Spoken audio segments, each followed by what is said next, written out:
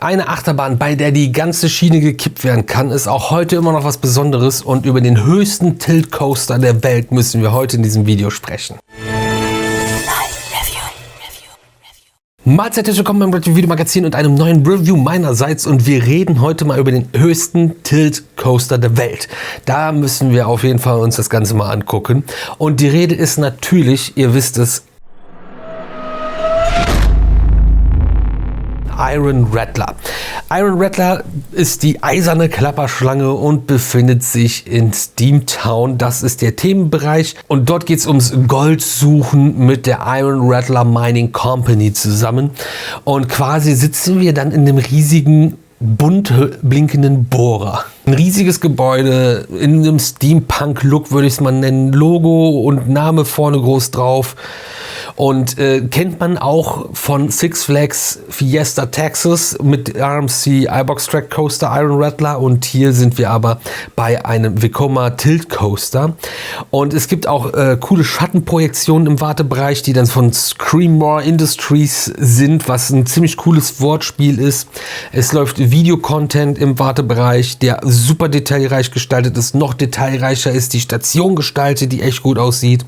Die Züge sind wie große Bohrer gestaltet und haben ein noch viel größeres Lichtpaket von Vekoma bekommen. Und alles an diesem Zug kann leuchten und blinkt und leuchtet auch. Es gibt sogar Innenraumbeleuchtung und auch ein beleuchtetes Armaturenbrett im Bohrer selbst. Es gibt auch noch neben dem Lift einen großen Fake-Antrieb, der da alles antreibt. Und der Turm an sich hat super große Schornsteine noch dran, verschiedene Räder. Und der Zug droppt auch in ein großes Loch, was komplett mit Kunstfelsen gestaltet ist, beziehungsweise aber auch mit Balken, dass das Ganze aussieht wie unter Tage, wie in einer Mine. Mega gut eigentlich. Andererseits fehlt am Rest der Strecke dann Gestaltung. Das sind so 2, 3 Stellen, ein paar Kunstfelsen und 3, 4 Büsche und dann war es das Ganze. Und hier und da hast du das Glück, dass der Zug nochmal ziemlich nah an den bestehenden Gebäuden vorbeifährt. Aber Gestaltung an der Strecke wurde komplett wieder außer Acht gelassen. Andererseits, wir sind bei Six Flags und dafür ist das, was da steht, echt sehr schön geworden. Und das Erlebnis, wie die Fahrt am Ende des Tages ist mit der Gestaltung, ist wirklich, du sitzt in einem echten Bohrer und erlebst wirklich das Bohren selber. Das ist wirklich krass. Daten und Fakten zu Iron Rattler. Das Ganze ist der höchste Tilt Coaster der Welt. Tilt Coaster ist eine Achterbahn, wo die Schiene komplett mit dem Zug drauf kippt und das um 90 Grad und so fährst du dann, nachdem du gerade stehen geblieben bist, senkrecht nach unten. Der erste Tilt Coaster überhaupt wurde 2002 eröffnet, ist Gravity Max in Taiwan und ist 34,7 Meter hoch.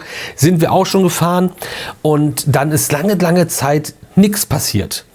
Und 2025 hat man dann angefangen, wieder wild Tilt-Coaster zu eröffnen. Und Siren's Curse in Cedar Point in den USA hat eine Höhe von 48,8 Meter. Hier findet ihr auch ein Einzelreview zu Siren's Curse. Im gleichen Jahr jetzt auch noch Circuit Breaker in den USA eröffnet, im Kota-Land mit 40 Metern Höhe. Und Iron Rattler in Saudi-Arabien hat eine Höhe von 63,4 Metern. Tilt of Thunder wird dann dieses Jahr auch noch folgen und soll ein weiterer Vekoma Tilt Coaster in Vietnam werden, der wahrscheinlich ein Klon von Siren's Curse wird. Da bin ich auch sehr gespannt drauf. All diese Tilt-Coaster wurden von der Firma Vekoma gebaut aus den Niederlanden, die dieses Jahr übrigens 100-jähriges feiern. Und Idee, Konzept und allen dahinter kommt von Stefan Holtmann.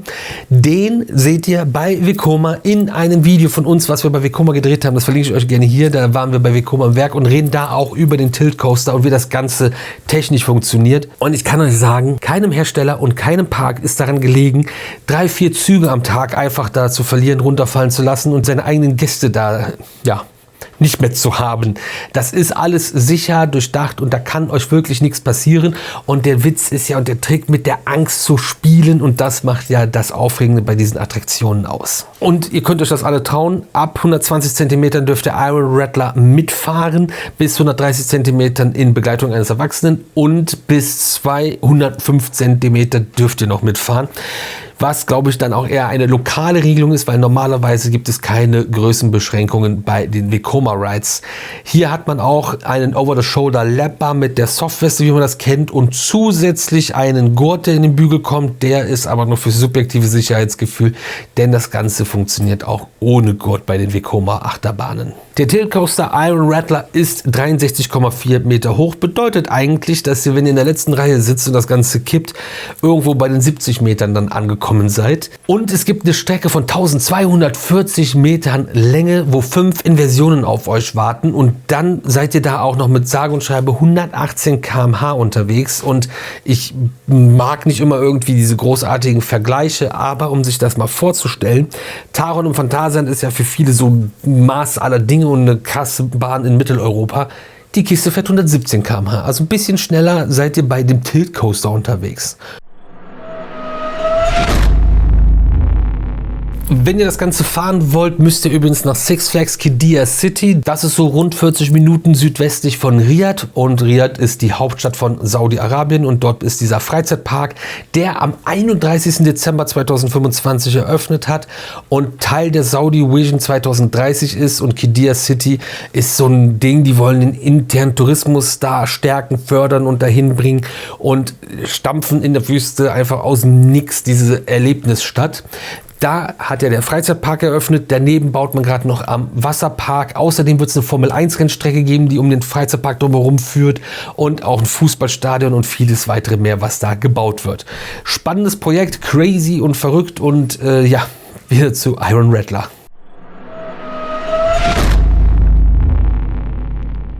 Kommen wir aber jetzt zum Wichtigsten, die Fahrt selbst. Und wenn ihr dann drin sitzt aus der Station, rausgeht, in eine 180 Grad Linkskurve, ein Stück geradeaus, und dann geht es zum Kettenlift, der dann nach oben führt. Und da haben wir dann nochmal quasi eine 180 Grad Kurve, und wir fahren auf den Tilt-Track.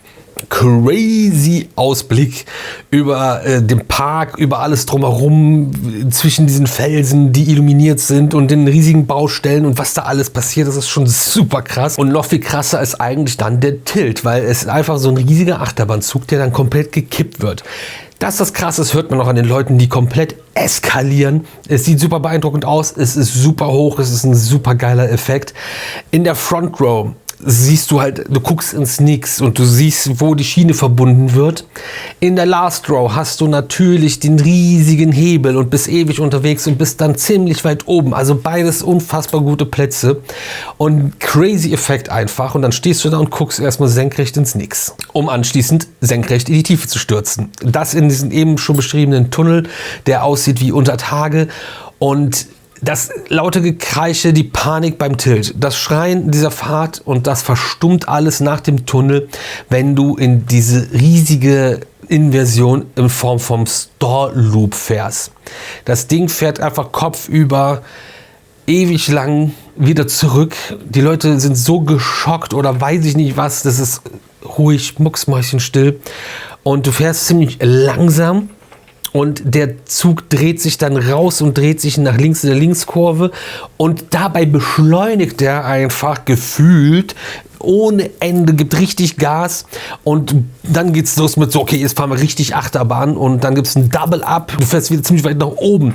Da auch so Non-Inverted Dive Drop, wieder Richtungswechsel, es geht nach unten, geht wieder zurück in die andere Richtung, um nur hochzufahren in ein weiteres absolutes Highlight-Element überhaupt allgemein bei Achterbahnen. Und an sich sind das zwei Zero-G-Rolls aneinander, und die treffen einfach komplett das Thema. Es fühlt sich wirklich an, als ob du in dem Bohrer sitzen würdest, und der Bohrer dreht sich und bohrt sich jetzt irgendwo rein. Also das ist irgendwie, ich weiß nicht, wie man es nennen soll. Ich würde es auch als eigenes Element irgendwie führen, als Zero-G Screwdriver, den du da lang ballerst. Es ist so cool und so schnell intensiv und trotzdem unglaublich smooth, und du zwirbelst da einfach mal im Kreis. Daraufhin folgt noch ein Airtime-Hügel, eine 180-Grad-Kurve, wo du nochmal einen Richtungswechsel hast. Und dieser Richtungswechsel führt uns dann in die Barrel Roll Down Drop, der auf der einen Seite halt irgendwie voll nah am Gebäude vorbeigeht, unten direkt wieder eine Linkskurve geht, und dann mündet das Ganze schon wieder in einem Airtime-Hügel, Twisted Overbank Curve Gewitter mit Richtungswechsel, wo wir wieder zurückfahren, um dann nochmal durch eine Barrel Roll zu fahren und anschließend rechtsrum hoch mit Schwung in den Brake Run, in die Schlussbremse zu knallen. Wie genial und grandios ist bitte Iron Rattler in Six Flags Qiddiya City. Ein so unglaublich geiles Layout, eine super starke Bahn mit einem geilen Effekt mit dem Tilt vorher, der keine Zeitverschwendung ist, der richtig cool aussieht, der ein mega Effekt einfach ist. Ich verstehe nicht, warum so viele Leute irgendwie diesen Tilt haten. Jetzt nicht nur bei der Bahn, sondern auch bei Siren's Cross und überhaupt. Was ist mit euch so? Seid ihr das noch nicht gefahren oder warum kommt man drauf, dass das blöd wäre, das irgendwo einzubauen? Und dieses Layout und wie smooth kann bitte eine Achterbahn fahren. Ich kann ja nicht gemütlicher in meinem Bett liegen, wie dieses Ding fährt. Mit 118 km/h ballerst du da durch, drehst irgendwelche crazy Zero-G-Screwdrivers und weiß ich nicht was alles. Das ist wirklich, Iron Rattler ist das absolute Highlight in dem Park, eine Top 10 Achterbahn weltweit und ein Masterpiece, was Vekoma da abgeliefert hat. Und irgendwie, ja, nach 100 Jahren haben sie eine der geilsten Achterbahnen überhaupt gebaut. Super lang, super groß, super beeindruckend, sieht auch noch echt stark aus und ist wirklich heftigst gut. Da bin ich schon gespannt bei den besten Achterbahnen 2026, bei dem Video, was ja immer Weihnachten bei mir hier kommt, wo diese Bahn landen wird. Also Top 3 ist, glaube ich, schon mal safe. Da muss dieses Jahr noch was passieren, damit das nicht Nummer 1 auf jeden Fall wird. Iron Rattler in Six Flags Qiddiya City, eine der besten Achterbahnen der Welt überhaupt und der größte Tilt-Coaster der Welt.